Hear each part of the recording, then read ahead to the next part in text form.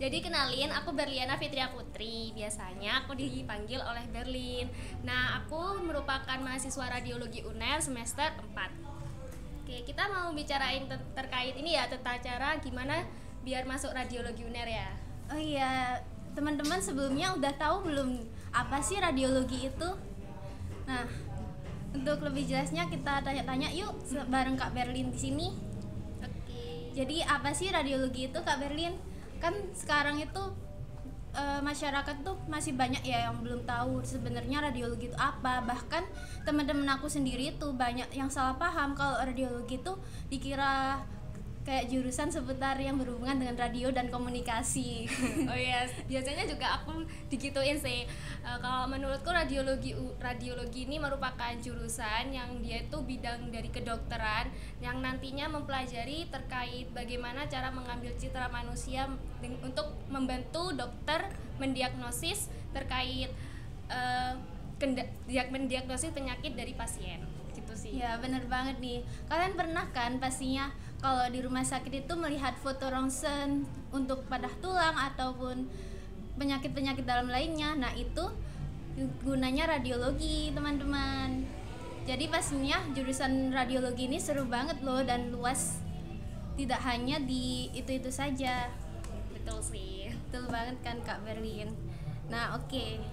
Untuk selanjutnya kita mau bahas apa nih Kak Berlin? Oh iya, sekarang kan mau ada pembukaan PPMB jalur vokasi gelombang 1 ya Kak? Iya betul. Itu gimana tuh Kak? Mulai kapan? Oke, aku jelasin dulu ya. Jadi PPMB ini kayak terkait cara masuknya UNER itu gimana. Nah, kalau di vokasi berhubung kita radiologi ini masuk ke fakultas vokasi.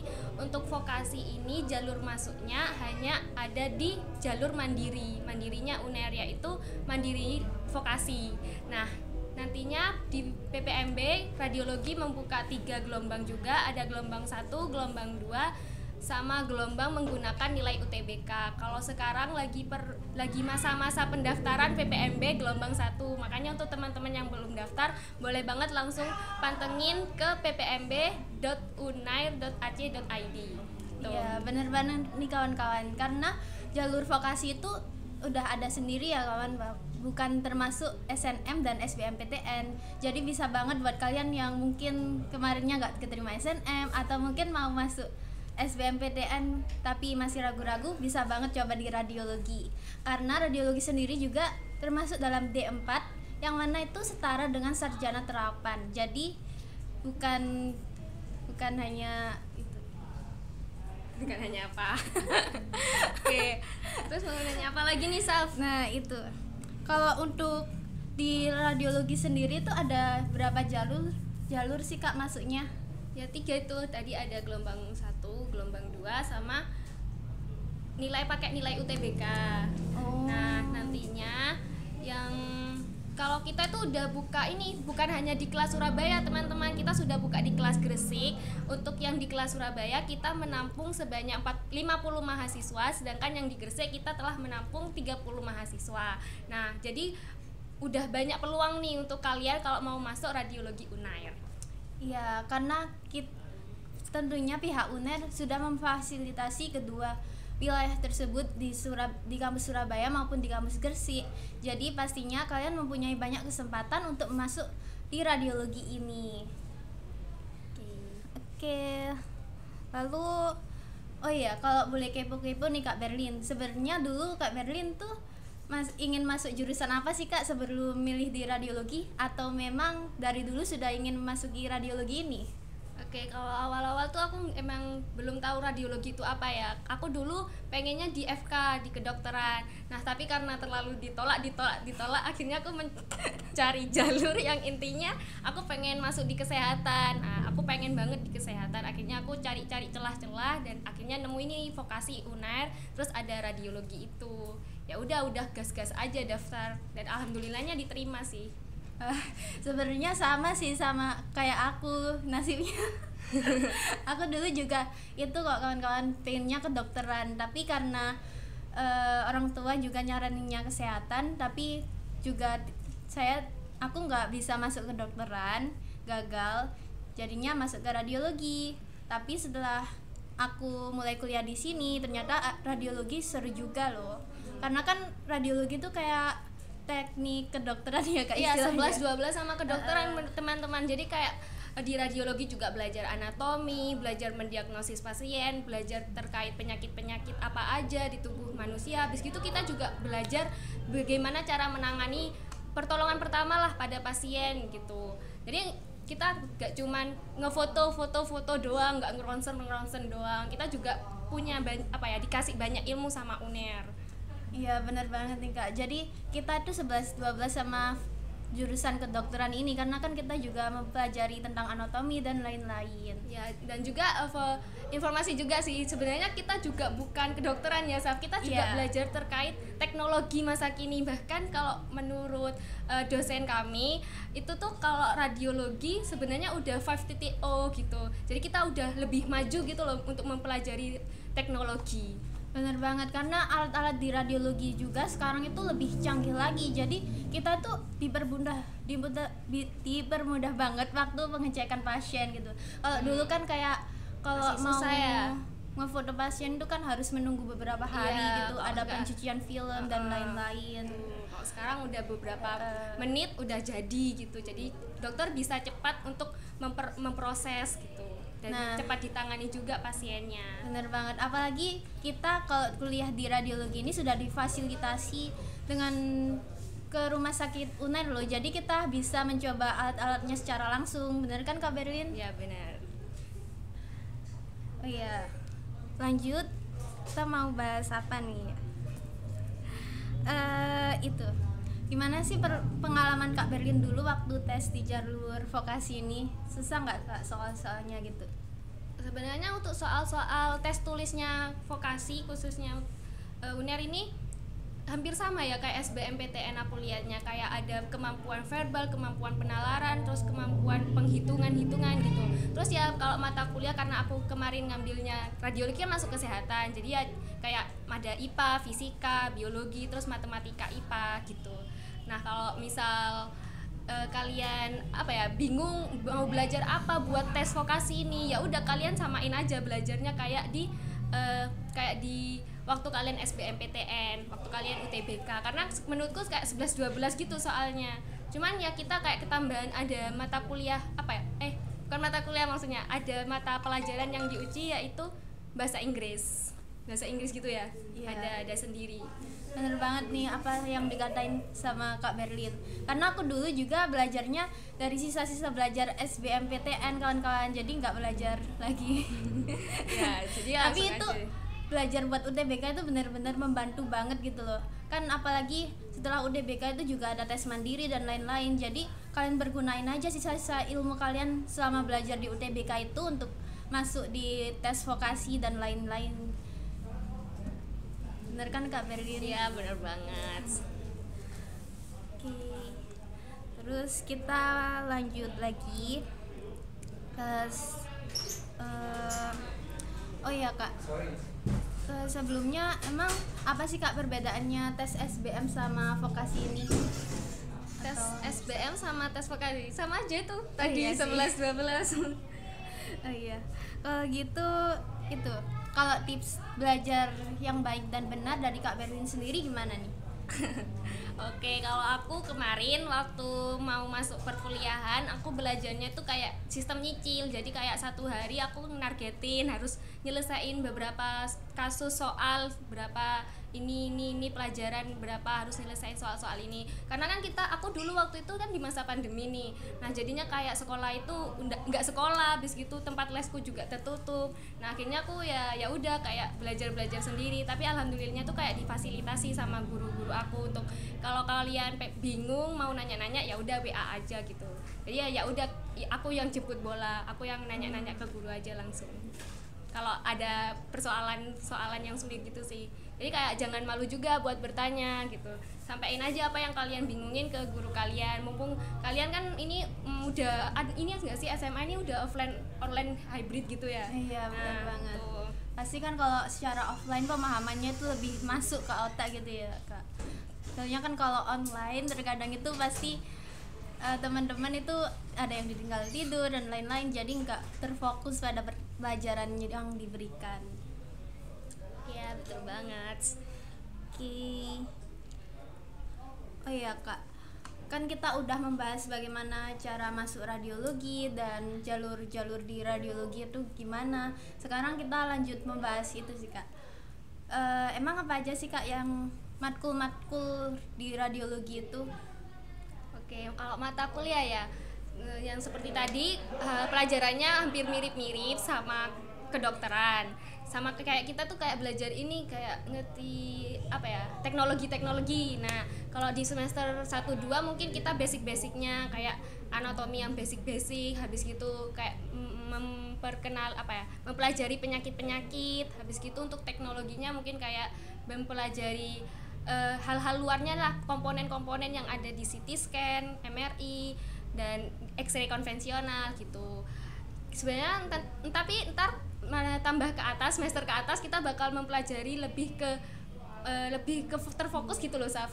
Jadi kayak kita ada pembelajaran MRI sendiri, CT scan sendiri, habis gitu ada USG sendiri, X-ray kan udah sih di semester 1 2 3 4 itu udah. Nah, jadi kayak selain mempelajari cara bermainnya mereka, kita juga harus mempelajari mesin-mesinnya, komponen-komponennya, biar kalau misal ada kerusakan, ada ini seenggaknya kita punya lah kayak pertolongan pertama gitu pada mesinnya. Nah itu sih manfaatnya menurutku.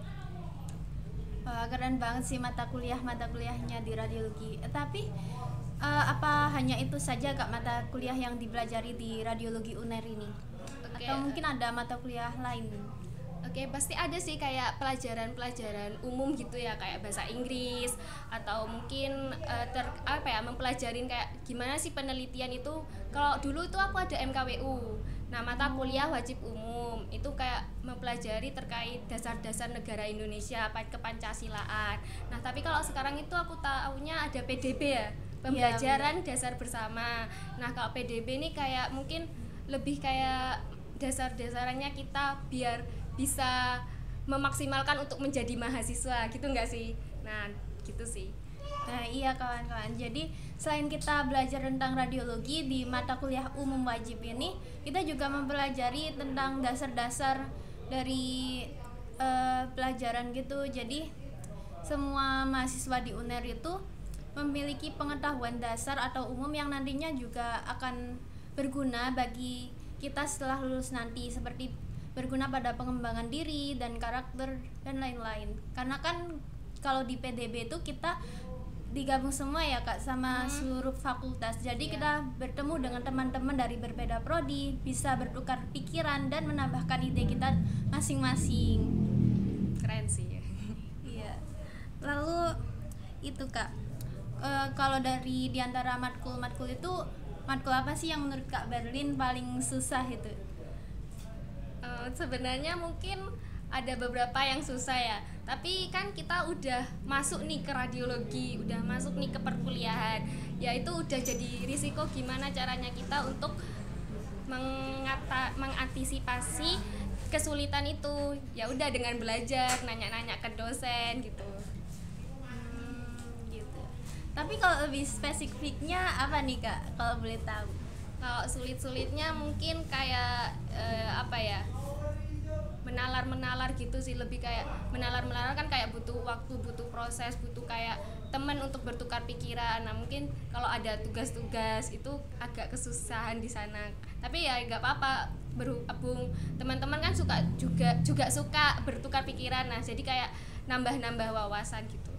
Oh jadi mungkin Kak Berlin kalau lagi kesulitan dalam suatu matkul itu bisa belajar bareng ya Kak sama teman-teman gitu. Jadi nggak usah takut sih kalau masuk perkuliahan.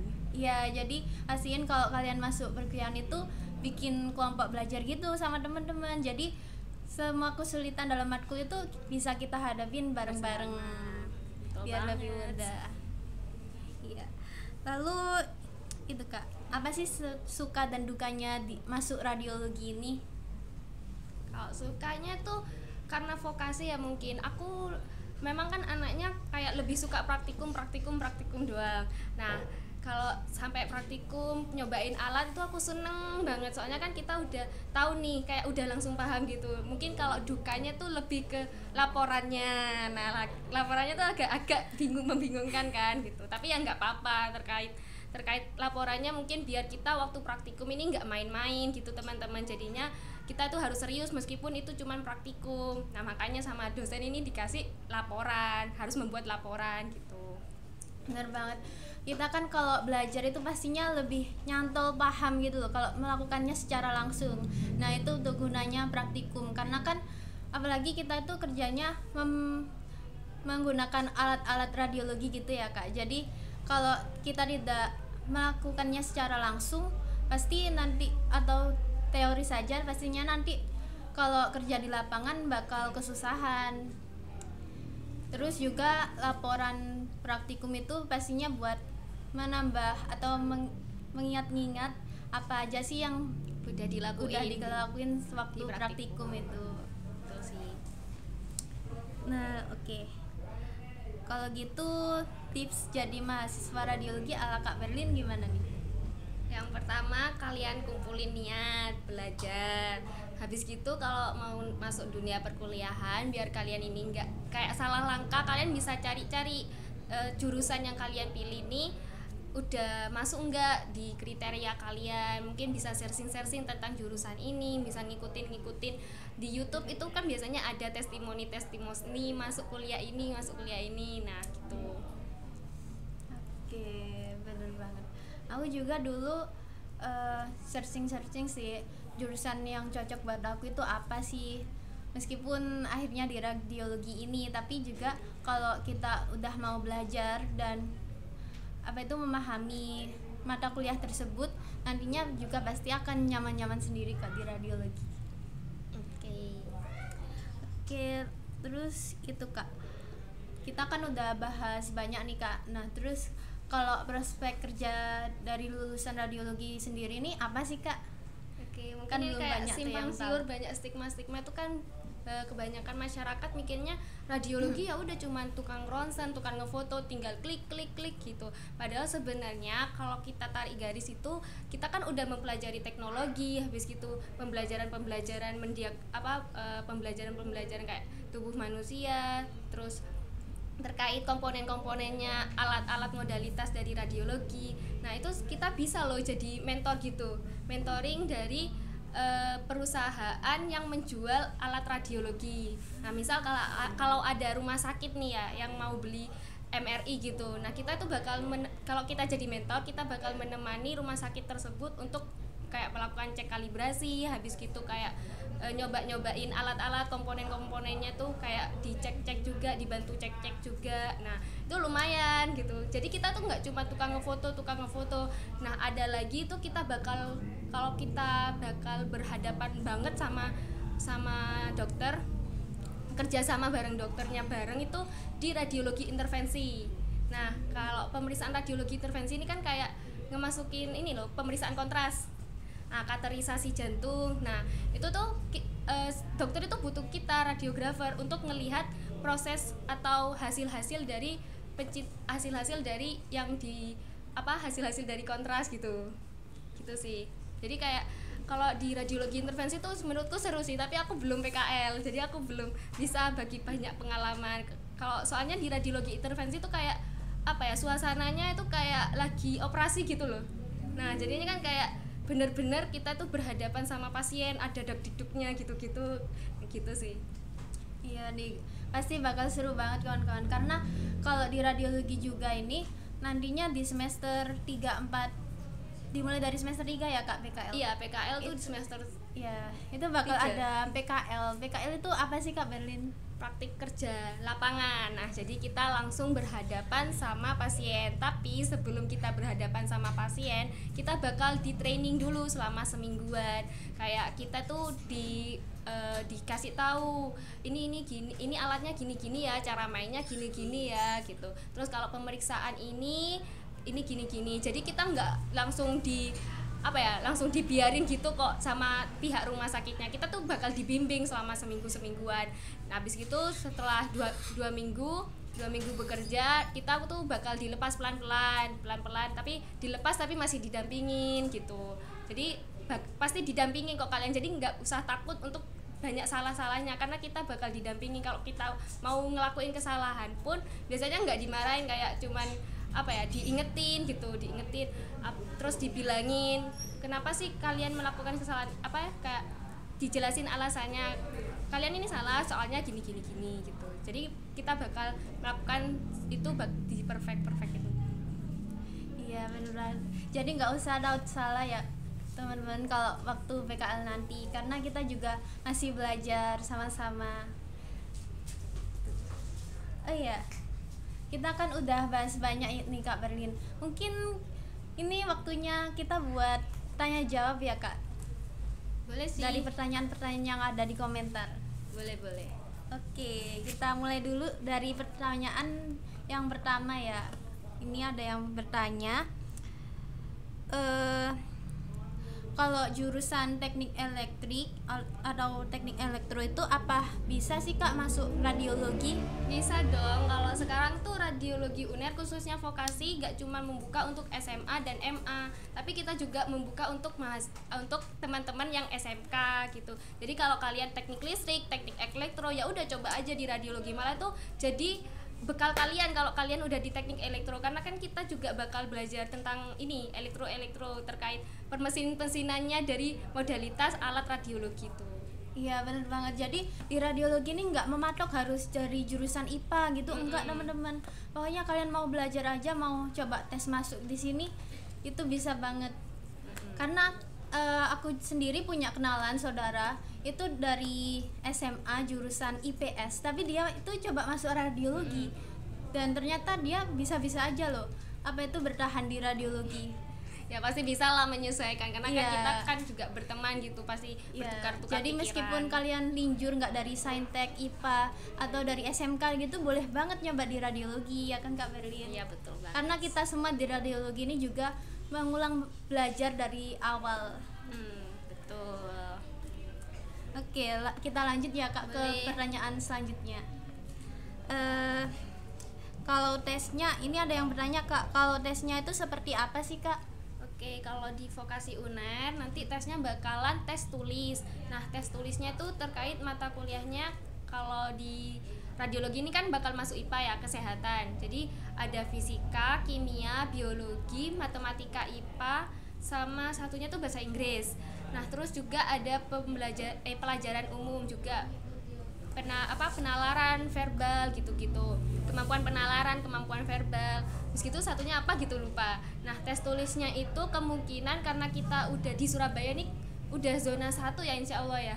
Nah, zona 1 kayaknya sih bakal tes tulisnya offline di UNAIR. Tapi kurang, untuk lebih jelasnya biasanya sih untuk tempat-tempatnya itu ya mau di kampus A atau di kampus B, biasanya nanti kalau kalian udah daftar bakal dapat kayak nomor ujian, itu juga ada lokasinya gitu.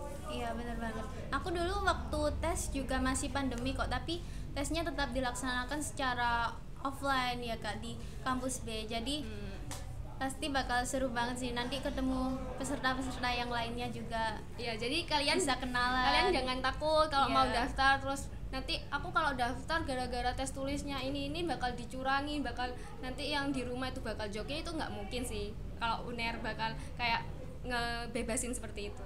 Iya, pasti ketat kok UNER. Jadinya kalian harus semangat belajar dan percaya semangat buat yang mau tes dan masuk sini. Oke Kak, kita lanjut nih Kak ke pertanyaan berikutnya. Apakah tes radiologi bisa lewat SBMPTN?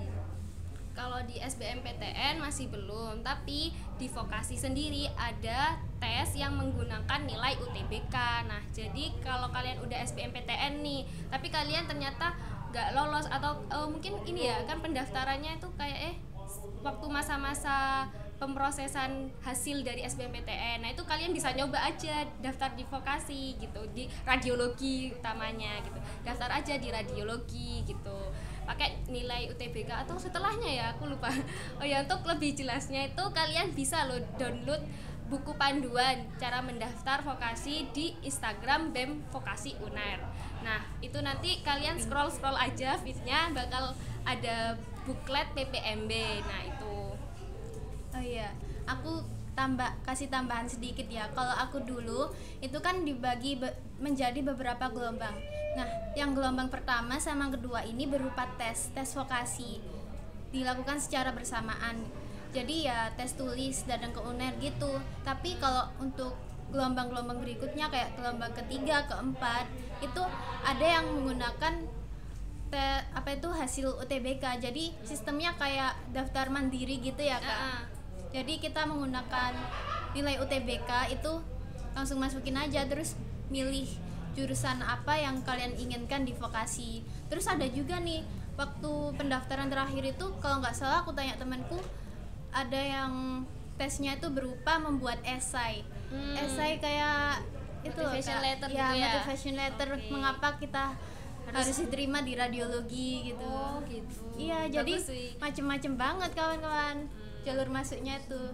Jadi buat kalian misal udah mungkin ketolak di gelombang pertama, kalian bisa coba terus di gelombang kedua, ketiga, keempat, karena banyak banget jalur-jalurnya. Bisa nilai UTBK, bisa motivation letter kayak tadi, karena bervariasi banget tentunya. Oke, aku mungkin mau tambahan nih, Saf. Aku for information ini aja, kalau di BEM itu ada golden ticket khusus vokasi. Nah, jadi teman-teman yang pengen dapetin golden ticket, langsung aja kayak pantengin Instagramnya BEM Vokasi. Nanti itu ada kayak intinya golden ticket lah, golden ticket vokasi. Nah, cara pendaftarannya langsung aja cek Instagramnya BEM aja. Soalnya oh iya. Jadi dia tuh sistemnya mirip-mirip golden tiketnya UNER. Kalau golden tiketnya UNER kemarin kan masih belum ada vokasinya ya. Nah, kalau sekarang ada vokasinya, tapi dia tuh bukan pakai prestasi, tapi pakai nilai tryout. Jadi kalian bakal ikutan tryout dari BEM Vokasi. Nah, nanti nilai yang besar bakal dapat gitu. Tapi kalian syaratnya juga harus mengikuti PPMB UNER yang gelombang 1, khususnya vokasi. Oh, jadi sistemnya kayak tes gitu ya Kak? Tetap tes. Iya. Tapi tes tulisnya 2 kali ya. Untuk lebih jelasnya cek aja di Instagramnya BEM Vokasi ya. Iya, cek aja kan. Kayak itu kan biasanya banyak juga tuh yang ikut olimpiade, terus yang pemenang pertama dapat golden ticket masuk ke jurusan apa gitu. Nah, itu sama kayak gitu sistemnya ya kan Kak Berin? Betul. Oke, kita lanjut ke pertanyaan ketiga dari teman-teman.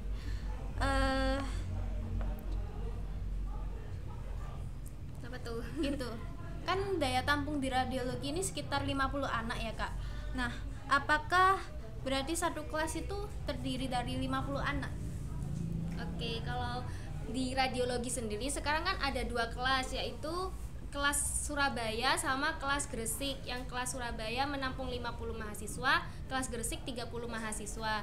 Nah, untuk sementara karena yang di Gresik ini masih kurang, ada beberapa alat yang masih belum gitu ya, belum fasilitas-fasilitas yang belum jadi. Jadi yang kelas Gresik ikut yang di Surabaya semua. Praktikumnya pun di Surabaya. Nah, kalau kalau misal dibagi per kelasnya tuh berapa, kalau praktikum itu biasanya nggak banyak-banyak sih teman-teman. Kita sekelasnya tuh tetap jadi satu angkatan gitu, 80 mahasiswa jadi satu angkatan, tapi nanti ya bakal pecah, soalnya kan nggak mungkin juga kalau di kelas rame-rame belajarnya sampai 80 kan nggak mungkin. Jadi ya pasti dipecah lah berapa 30-30 atau 20-20 untuk kayak mengefisiensi gitu, mengefektifkan pembelajaran. Soalnya kan kalau kebanyakan terlalu rame, terlalu suntuk gitu gak sih ya. Jadinya untuk mengefektifkan ya kita pasti dibagi-bagi gitu. Oh iya, ini aku tambahin ya, kan aku sendiri dari angkatan 2021 yang ada kelas Gresiknya. Jadi seluruh angkatan itu totalnya ada 80-an anak. Nah, di kelas Surabaya itu kan ada 50 anak. Nah, itu ketika pembelajaran itu ada, kalau matkul yang berbau teori tidak ada praktikumnya itu digabung menjadi satu. Jadi seru nanti belajarnya bareng-bareng di Surabaya.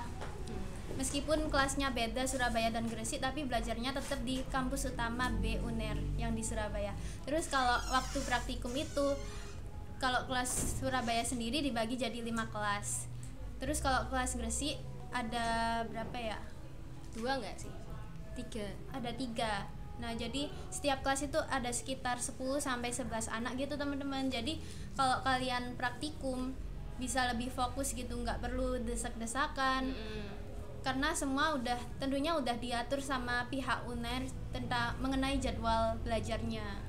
Kita juga belajarnya nggak hanya di kampus B loh teman-teman, kita juga Iya. bakal belajar di kampus A, di kampus C. Nah, kita juga bakal nyobain alat sendiri di kampus C, tepatnya di rumah sakit KI, RSKI gitu. Di Iya. sebelahnya RSUA, rumah sakit UNER. Ya bener banget kawan. Jadi kita kalau praktikum itu belajarnya langsung di rumah sakit gitu. Kita mempelajari dan mencoba langsung alat-alatnya yang ada di rumah sakit. Jadi pasti bakal seru banget karena pembelajaran kita nggak hanya di kampus yang materi melulu gitu. Iya, kita juga bakal explore langsung ke lapangan. Tapi untuk pasiennya emang nggak langsung pasien, dia tuh kayak boneka aja yang dibuat uji percobaan. Iya, bonekanya kayak gimana tuh kak? Gitu deh. Kayak pentom gitu. Iya, bonekanya bentuk manusia gitu kan kawan. Kalau tahun angkatan atas itu pakai kadaver ya kak sebelumnya. Tapi karena udah diganti semenjak pandemi ini jadi pakai boneka pantom biar lebih mempermudah juga pembelajarannya. Oke, kita lanjut ke pertanyaan berikutnya nih kak. Oh, sebenarnya ini sudah ditanyakan sih tadi, sudah kita bahas tadi, tapi nggak apa lah kak, kita bahas lagi. Apa sih kak suka duka di radiologi? Sukanya kalau menurutku ya, sukanya aku di praktikum, tapi dukanya di pembuatan laporan praktikum gitu. Nah itu kawan-kawan. Tapi nggak apa-apa, kayak laporan praktikum itu kan untuk menegaskan kita praktikum ini nggak main-main gitu. Jadi biar praktikum kita fokus untuk mengerjakan laporannya, terus biar menambah ilmu juga. Iya bener banget. Dukanya tentunya sama ya kayak mahasiswa-mahasiswa lainnya, yaitu banyak tugas. Tapi nggak apa-apa kok, tugas itu bisa dipecahin permasalahannya, tenang aja. Iya. Karena itu juga udah wajar lah ya buat ukuran mahasiswa. Memang tugasnya banyak, jadi kalian harus bersiap-siap ya nanti, jangan kaget. Karena kuliah itu nggak sama kayak waktu SMA atau SMK. Oke, kita lanjut nih kak. Apakah masuk radiologi itu bisa lewat rapor? Belum bisa sih. Belum Belum bisa ya teman-teman, harus pakai uji tulis semua. Ujiannya tulis semua, jadi nggak bakal ada kecurangan. Iya, seperti yang kita jelaskan sebelumnya, bukan pakai rapot ya teman-teman. Kita masuk radiologi itu bisa lewat tes tulis, bisa lewat nilai UTBK, bisa lewat esai dan lain-lain. Tentunya karena ini kan bukan SNMPTN atau apa gitu kan, biar apa itu kita melakukan tes dan melalui nilai UTBK ini kan biar lebih apa ya namanya, menambah biar lebih menambah keketatan dan yang terpilih itu yang berkualitas pastinya. Iya betul. Terus lanjut nih, pertanyaan apa? Oh iya, ada lagi nih kak pertanyaannya. Apakah ada alih jenjang di radiologi? Ada. Gimana tuh kak alih jenjangnya? Untuk yang kemarin kan kita sebelum jadi D4 kita ada D3 ya, diploma 3. Nah, untuk teman-teman yang mungkin kemarin D3 ini bisa daftar ke alih jenjang. Untuk informasi lebih lengkapnya bisa cek Instagramnya @himarounair, karena di sana kita bakal mengekspos semua terkait informasi-informasi alih jenjang D4 radiologi. Kita juga kemarin aku dibilangin sama dosenku kalau bakal ada rencana S2 radiologi. Jadi keren banget. Mungkin kalau kita udah lulus ya kita bakal ngelanjutin S2 gitu ya. Iya, Amin. keren banget kan. Amin ya. Nah, itu pasti keren banget kan. Jadi pantengin aja IG-nya Himaro ini. Kalian yang belum follow wajib banget sih follow ini IG-nya Himaro. Iya, karena buat teman-teman SMA, SMA, Iya. MA, SMK itu wajib deh follow. ya follow yang belum.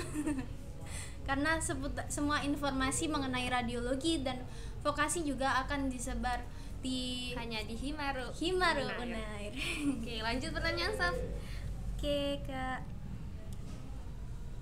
ini ada yang tanya nih kak, berarti setiap gelombang gak langsung ambil 50 ya kak? Oke, karena mungkin ini ya kalau kemarin kan pendaftarnya 1000, misal gelombang pertama yang daftar 1000. Nah, ternyata yang nilainya bagus cuma 30 nih. 30 mahasiswa, 30 calon mahasiswa 30 aja. Jadi ya bakal dibuka lagi di gelombang kedua, di gelombang UTBK.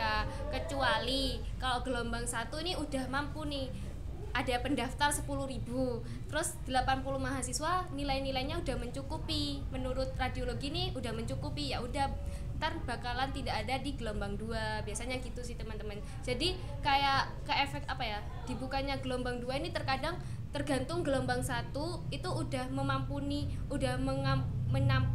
80 mahasiswa ini atau belum. Kalau masih belum biasanya dibuka lagi di gelombang 2, karena kalau di aku itu dulu untuk gak ada gelombang 2, Saf.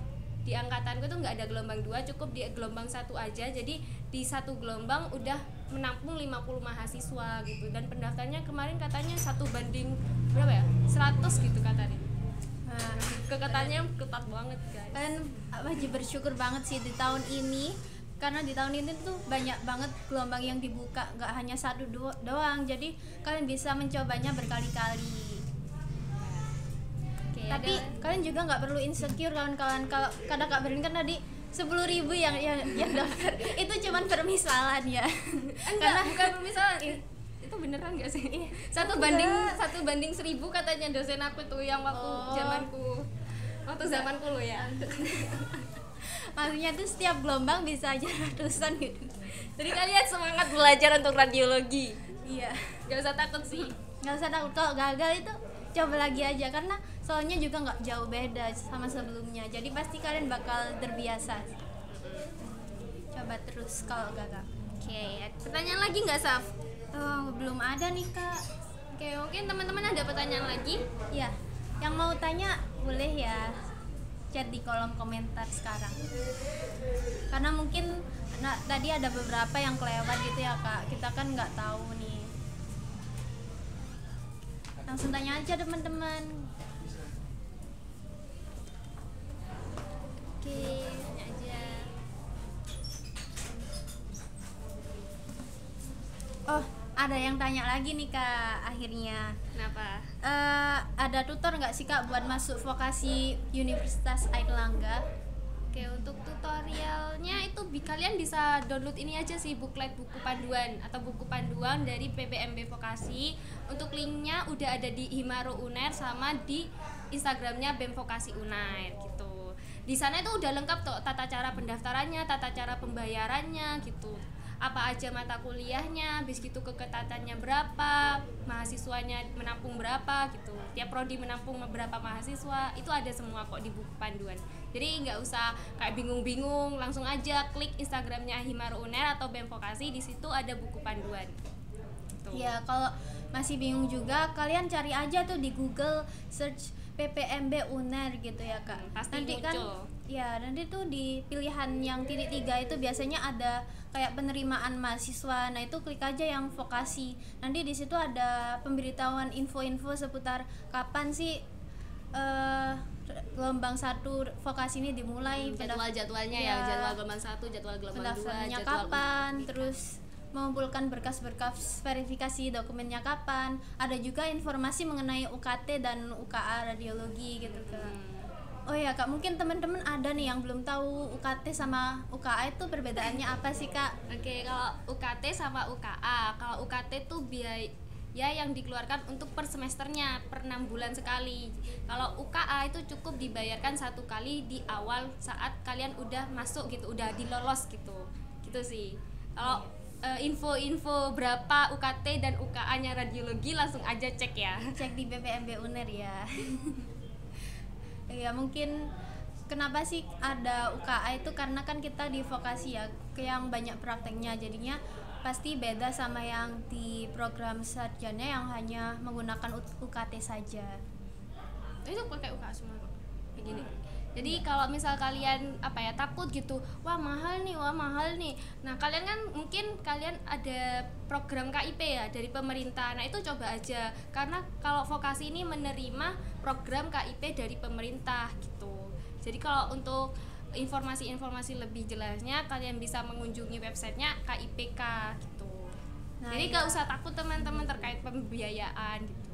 Ya sama aja kayak jurusan-jurusan lainnya, kalau kalian ada kesusahan di bidang ekonomi kalian bisa banget pakai KIPK gitu, atau nanti juga bisa mengajukan banding UKT ya Kak di semester kedua gitu. Ya, kalau banding UKT cukup untuk mahasiswa yang memang terkendala banget finansialnya. Iya benar banget. Kalau masih mampu ya udah bayar aja gitu.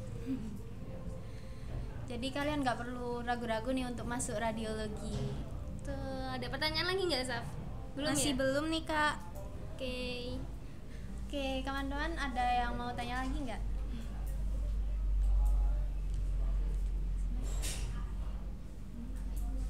Mungkin bisa. Oke, mungkin udah sekian di sini dulu ya kawan-kawan, karena aku lihat juga udah menjawab beberapa pertanyaan dari kalian. Aku ucapkan terima kasih buat kalian semua atas antusiasnya untuk melihat informasi dari radiologi ini, dan semangat buat yang berkemauan keras untuk memasuki radiologi ini. Aku dan Kak Merlin berterima kasih banget buat kalian yang sudah menonton live IG Himaro di malam hari ini. Ya, pamit undur diri ya. Mohon maaf jika ada salah kata dan perbuatan. Oke, aku Safira Nazifa Dan aku Berliana Fitria Putri. Salam radiologi, dadah. Salam radiologi, bye-bye.